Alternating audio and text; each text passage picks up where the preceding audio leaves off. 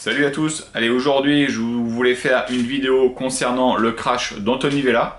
Crash en paramoteur que vous avez suivi, je pense peut-être sur les réseaux si vous suivez YouTube, Instagram, etc. D'un pilote paramoteur à qui c'est arrivé donc il y a à peu près 2 semaines et qui a subi une fermeture frontale avec sa BGD Luna 3. Pour ceux qui ne voient pas de quoi je parle, je vous passe la vidéo et regardez ça tout de suite. Here we go.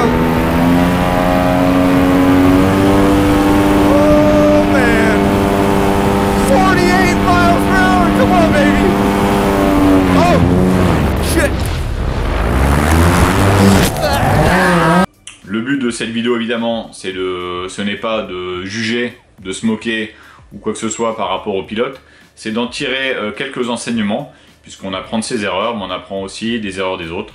Donc voilà, on va s'appuyer sur cette vidéo pour faire un petit rétexte et pour retirer quelques points importants que je pense importants pour nos vols. Alors on reprend le contexte général. Anthony Vella, donc c'est un ancien militaire qui s'est mis au paramoteur et qui a décidé de se filmer, qui fait des vidéos YouTube, qui a un compte sur YouTube, Facebook et Instagram. Vous pourrez aller voir si vous voulez. C'est quelqu'un qui est instructeur paramoteur, donc on peut considérer que c'est quelqu'un qui est expérimenté. Quelqu'un qui a déjà un certain nombre d'heures de vol. Et on peut voir au travers de ces vidéos qu'il a déjà testé quelques trucs. Le but de son vol, c'était de tester une BGD Luna 3 qui est réputée, d'après les caractéristiques techniques, pour être une voile vachement rapide, une voile qui permet d'atteindre 75 km/h. Données constructeur, sachant que lui volait avec une 23 mètres carrés, et son objectif, c'était d'accélérer au maximum et de mesurer sa vitesse pour pouvoir voir s'il arrivait à atteindre la vitesse qui était marquée sur les données constructeur. Donc effectivement, la BGD Luna 3, si on prend ses caractéristiques, 23 mètres carrés, elle est prévue pour atteindre une vitesse qui est assez importante, 75 km/h. Si on écoute le pilote, dans sa vidéo, il explique qu'il a un débattement trim plus accélérateur de quasi 40 cm, ce qui est énorme. Si on prend par exemple la l'ITV Piper avec laquelle je vole, qui est réputée pour être rapide, donc qui peut atteindre 70 km/h, moi j'ai un débattement de 25-30 cm max de débattement entre les trims et l'accélérateur. On est plutôt sur 25 cm avec 15 cm au trim et 10 cm à l'accélérateur. Donc 40 cm, ça me semble énorme en débattement sur une aile. Petit rappel. Pour accélérer une voile en paramoteur, ou même en parapente, mais en paramoteur, c'est pas le moteur, c'est pas en mettant des gaz qu'on va accélérer le pilote et la voile. Vous vous rappelez, pour ceux qui connaissent peut-être ou qui maîtrisent un peu moins, le moteur il permet juste de monter. Pour accélérer la voile, il faut en fait baisser, je dirais, l'inclinaison du profil par rapport à l'horizon, baisser le bord d'attaque pour accélérer la voile. Donc il y a deux méthodes, soit vous lâchez des trims, vous libérez des trims et vous allez lever le bord de fuite, donc ça va baisser le bord d'attaque, et vous allez accélérer la voile, ou, je dirais ou et, parce que vous pouvez faire les deux, vous allez appuyer sur l'accélérateur, vous allez baisser les avants, et vous allez baisser le bord d'attaque. Donc de la même façon, vous allez diminuer l'inclinaison par rapport à l'horizon. Donc ça, c'est la façon mécanique qui permet d'accélérer une voile de paramoteur. Bon, vous vous souvenez, les profils de voile, la forme de la voile, la forme du profil de l'aile. Là, on va parler d'une voile réflexe. Les voiles réflexes ont des profils stables, je ne rentre pas dans les détails, mais en gros, les profils réflexes sont les profils les plus adaptés pour voler vite, pour supporter une baisse du bord d'attaque et pour pouvoir atteindre des vitesses importantes. Ceci étant dit, on se rappelle, dans une voile réflexe, lorsqu'on accélère une voile réflexe, on n'utilise plus les freins. Ça veut dire qu'on va essayer de ne pas déformer le profil de l'aile. Donc pour ça, on va utiliser les TST dans un premier temps. Et lorsqu'on va accélérer, et donc en utilisant les trims et les accélérateurs, globalement, on va utiliser cette voile en ligne droite, sans déformation, même des TST, pour pouvoir maintenir le profil stable. Le risque, et le risque qui est connu, le risque lorsqu'on accélère une voile, c'est de subir une fermeture frontale.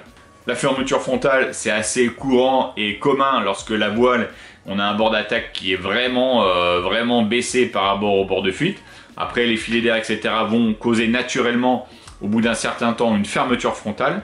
Si l'on déstabilise la voile en utilisant les freins ou en déformant le profil, on reste que la fermeture frontale. Si on subit un tangage par exemple en subissant un thermique, on va prendre le thermique, on va ressortir du thermique, on va subir un tangage où mécaniquement on va avoir le bord d'attaque qui va redescendre aussi, on peut subir une fermeture frontale.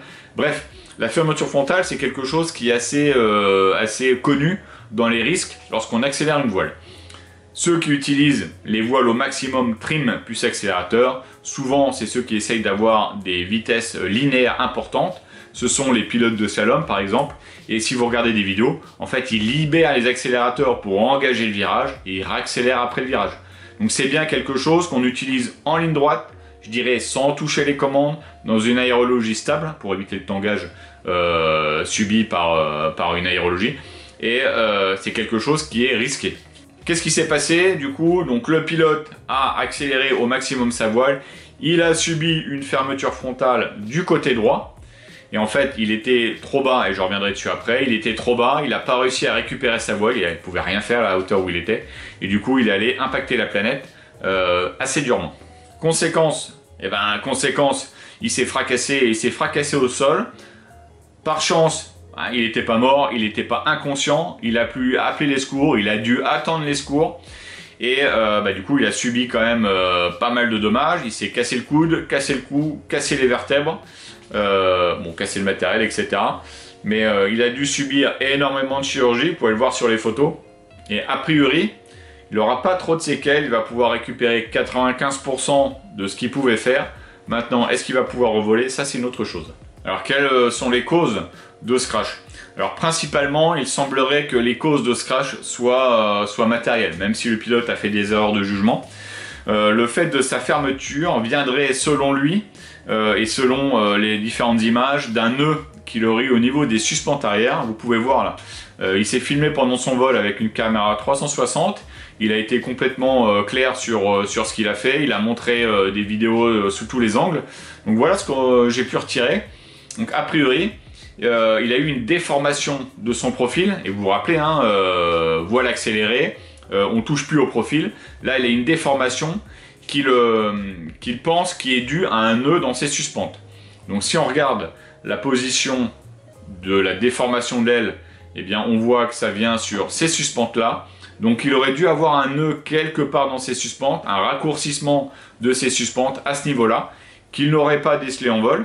Et si vous regardez plusieurs de ses vidéos, il montre bien qu'il fait des checks. Il fait des checks au décollage, il vérifie bien son matériel, il vérifie bien ses suspentes. En vol, il fait des checks à droite, à gauche, comme on fait tous. Il regarde son aile. Ceci étant dit, je pense que c'est pas évident à l'endroit où ça se passe derrière, en plein milieu de l'aile. J'ai essayé moi en vol, bon c'est vrai qu'on peut regarder toute son aile, mais c'est quand même assez délicat, et c'est pas franchement ce qu'on va regarder, même si dans un vol comme ça, on serait peut-être un peu plus vigilant.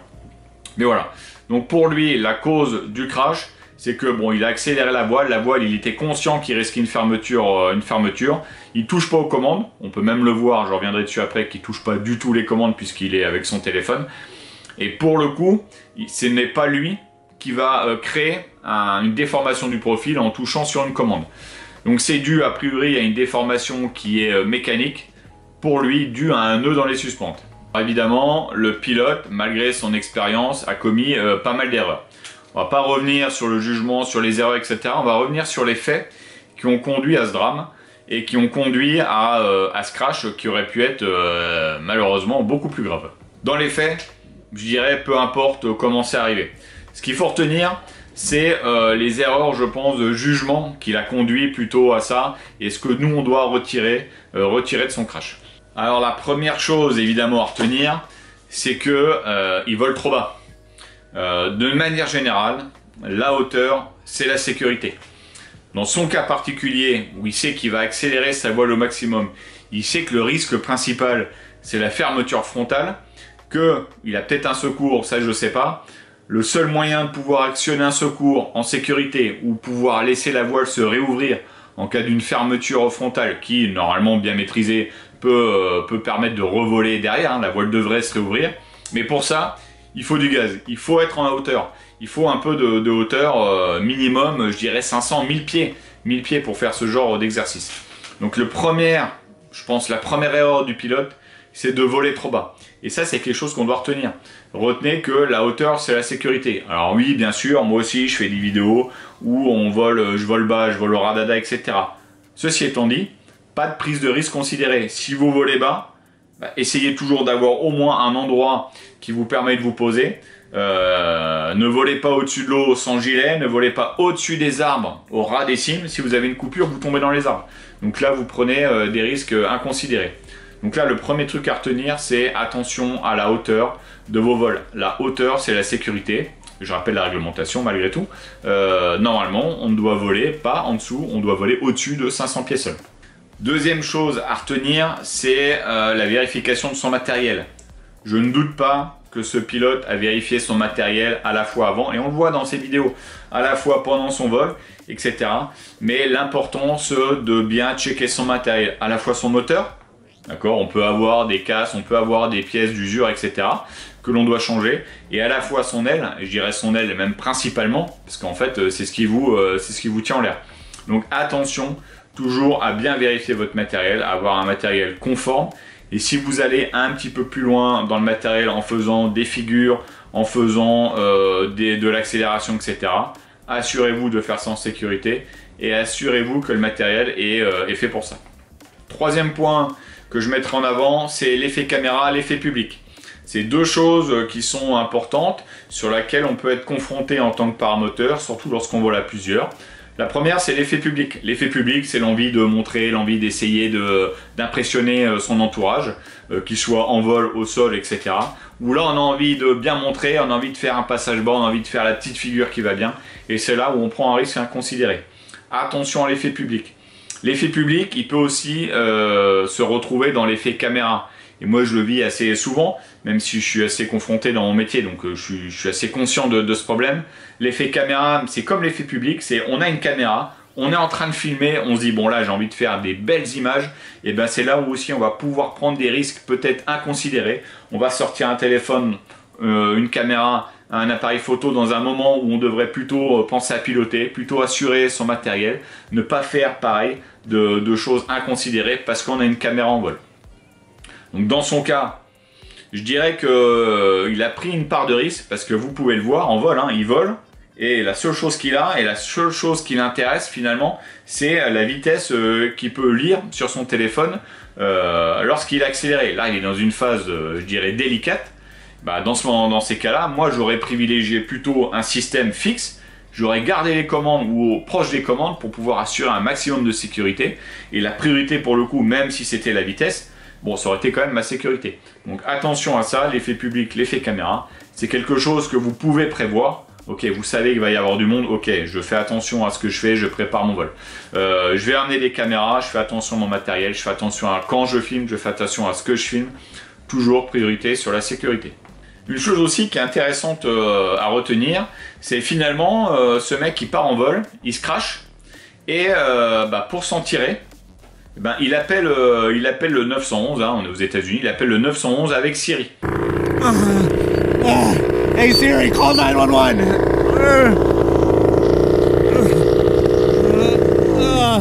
Hey Siri, call 911! Call 911! S'il avait perdu son téléphone, parce que dans son malheur, il se crache, mais il arrive à garder son téléphone dans la main et il arrive à avoir un moyen de contact radio. Imaginez, il fait une hémorragie. Imaginez qu'il est dans un champ paumé parce qu'il veut faire du radada, il veut se faire plaisir. Il ne dit à personne où il va, il vole en prenant des risques. Je pense que là aussi, c'est intéressant de pouvoir méditer là-dessus. C'est voilà, quand je pars en vol, je préviens éventuellement où je vais voler. Éventuellement, j'ai un moyen, toujours peut-être un téléphone, mais qui est bien sur moi, qui me permet en cas de crash d'appeler, ne serait-ce que si j'ai juste une panne, de pouvoir appeler quelqu'un pour venir me récupérer. Mais si j'ai un problème plus important, bon, il y a des systèmes où la famille ou quelqu'un peut vous suivre en live. Il y a des systèmes automatiques peut-être d'appel en cas de choc. Je sais pas. Là-dessus à méditer, mais je pense que c'est intéressant de voir que dans son cas, il a eu du bol de pouvoir appeler sa femme, de pouvoir appeler les secours. Il a du bol que quelqu'un l'ait vu et vienne à son secours. Donc là-dessus à méditer effectivement sur les moyens lorsqu'on va voler tout seul, un peu comme en vélo, les moyens qu'on garde avec nous pour pouvoir appeler en cas de problème. Ce que je retiendrai en conclusion de cette vidéo, c'est de rester humble. Rester toujours humble avec le vol et de le préparer. Là, le vol, il était particulier, un matériel qu'il ne maîtrisait peut-être pas totalement, en prenant un risque dans ce qu'il voulait faire. Accélérer une voile, c'est prendre entre guillemets un risque, surtout lorsqu'on va aux limites de la voile. Donc voilà, restez humble. Malgré tout, cette personne était expérimentée. Donc c'est là où, dans mon métier, pareil, on dit à partir de 500 heures de vol, on considère que c'est là où le pilote est le plus dangereux. Pourquoi? Parce que jusqu'à globalement 500 heures, c'est quelqu'un, un pilote, c'est quelqu'un qui est prudent. Il prend pas trop de risques. Et au bout de 500 heures, ça fait quand même un certain temps qu'il vole, il lui est jamais rien arrivé parce qu'il était prudent.